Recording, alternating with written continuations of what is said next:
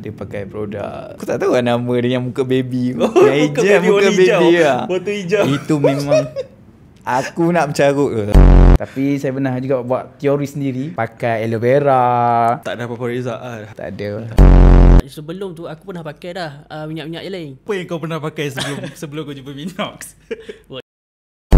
2-3 produk tu lah. Apa oil. Dia awak tak tumbuh.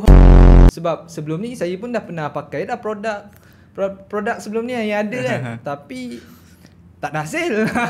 Jadi tak jadi, keluar tak keluar, macam tu lah.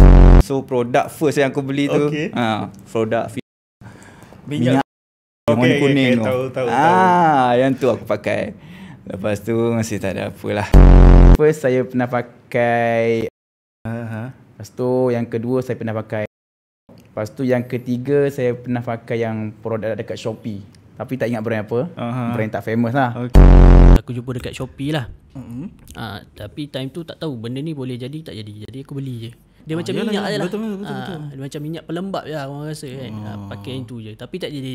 Produk apa masa tu? Dia ada satu logo jambang. Aku dapat masa tu daripada Shopee. Shopee juga. Pun pakai, memang wangi. Tapi tak keluar satu apa. Setiap kali raya kurban kita attack mana-mana rumah yang sembelih kambing. Darah dia tu panas lah. Ada orang kata apa ni, protein apa semua kita sapu. Macam-macam produk. Macam-macam produk. Antaranya boleh. Oil yang tu produk-produk yang sebab kita obses dengan jambang. Jadi bila nampak apa-apa produk je keluar kat Instagram tu kan, kita beli. Serius keluar je produk, kita beli. Itulah, satu hapak pun tak keluar. Sampai tahap gila kan, aku pernah pakai darah